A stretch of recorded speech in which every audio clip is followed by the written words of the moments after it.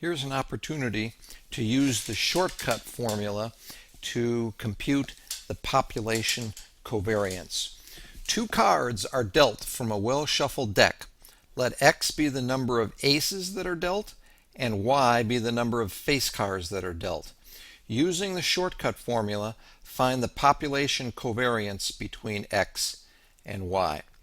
Well, this is an example that we have encountered before, and when we encountered it before, we got the following joint probability mass function of x and y. It is f of xy is 4 choose x, 12 choose y, 36 choose 2 minus x minus y, divided by 52 choose 2 over this particular support. X and Y are discrete random variables, and this says out of the 4 aces, choose X of them. Out of the 12 face cards, choose Y of them.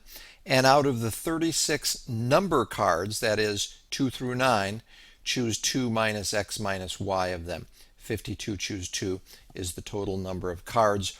Order is not important in the way they are dealt. If you were to plug into this formula for all of the values in the support, you would find this as your joint probability density function. Just to pick on one of these numbers, let's choose this one right here. This corresponds to x equals 0 and y equals 0, which is to say there are no aces and no face cards. So this particular outcome right here, which is the highest of all the different, the 6 different outcomes here, that corresponds to both of the cards in the hand being number cards. To pick on another one, let's go down to, say, right here. This is x equals 2 and y equals 0. This corresponds to 2 aces and no face cards. If you do row sums and column sums, you get the marginal distribution for x and the marginal distribution for y. Notice that all 6 of these numbers sum to 1, these numbers sum to 1, and these numbers sum to 1. To use the shortcut formula for finding the population covariance, you need the expected value of x and the expected value of y. Those can be found using the marginal distribution. So for x, for example, it's the sum from x equals 0 to 2 of x times f of x. So that's going to be 0 multiplied by 1128 over 1326 plus 1 times 192 over 1326 times 2, plus 2 times 6 over 1326. And when you add those up and put them in lowest terms, you get 2/13. This is the expected number of aces that are in the 2-card hand. Not many aces. Likewise, the expected value of y is going to be calculated using its marginal distribution.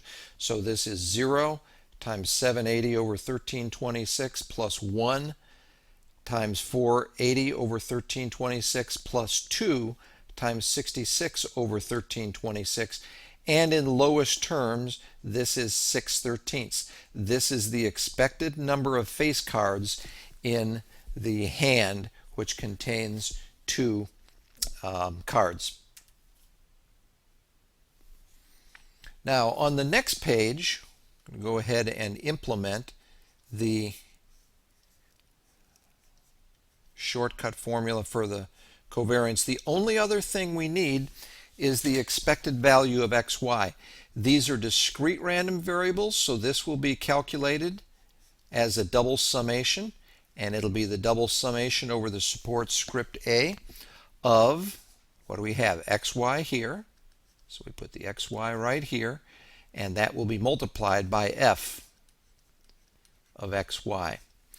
Well, if you go back to the table on the previous page, as we're running over the 6 values in the support, you'll notice that several of those values have either x equals 0 or they have y equals 0. In fact, the only one that doesn't is this one right here.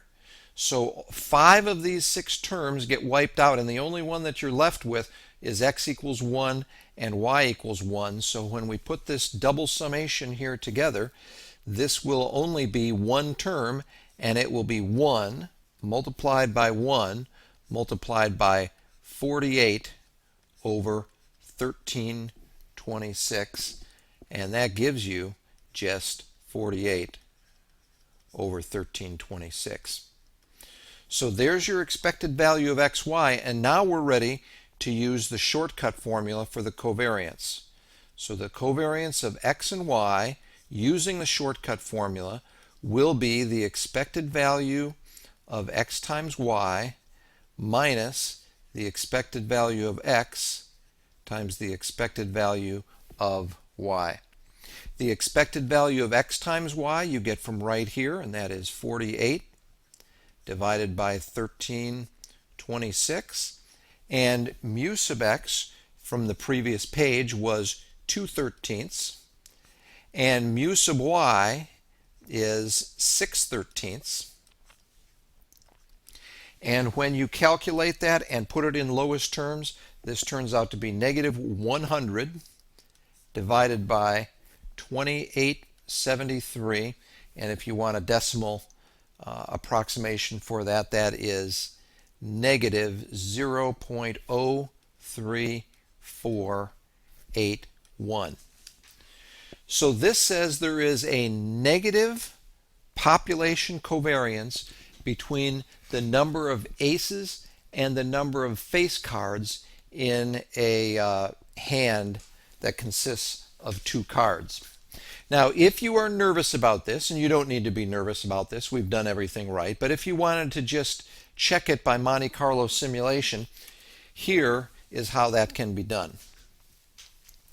In this case, we are going to deal 100,000 two-card hands. Furthermore, we're going to let cards 1 through 4 designate the aces, and cards 41 to 52 designate the face cards. So, for example, if I select two cards, and for example, if I select, for example, a 2, that 2 would correspond to an ace, maybe that's the ace of hearts.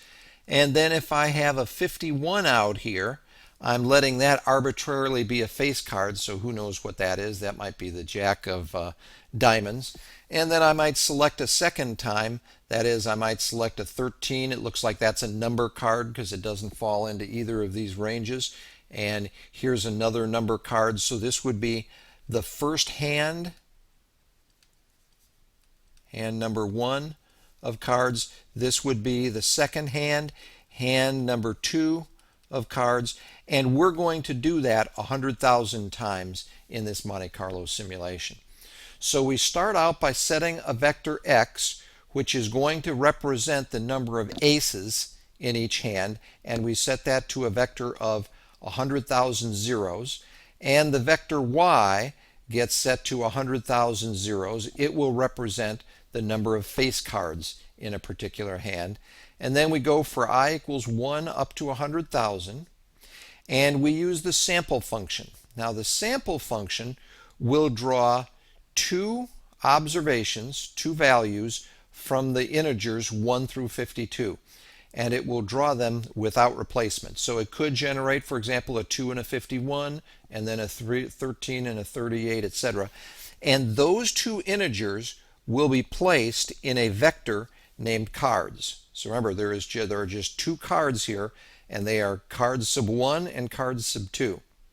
So the first thing we do here is we count the number of aces, and if the first card is less than or equal to 4, like this one is right here, we increment x equals the x sub I by 1. If the second card is an ace, then we increment it a second time. Likewise, if cards sub 1 is greater than or equal to 41, then we have a face card, so we increment once. If the second card is also a face card, we increment that. So at this point in the simulation, once we come out of this for loop here, we have 100,000 values in X and 100,000 values in Y, and those 100,000 values represent the number of aces and the number of face cards in pairs. Finally, using the shortcut formula, if you take the mean of X times Y minus the mean of X times the mean of Y, that will give you the following results. You can see these are all 0.035-ish. Those are all close to our theoretical value, which was negative 100 over 2873. This was the analytic solution, 0.03481. All of these numbers are hovering around that, and so this Monte Carlo supports our analytic solution.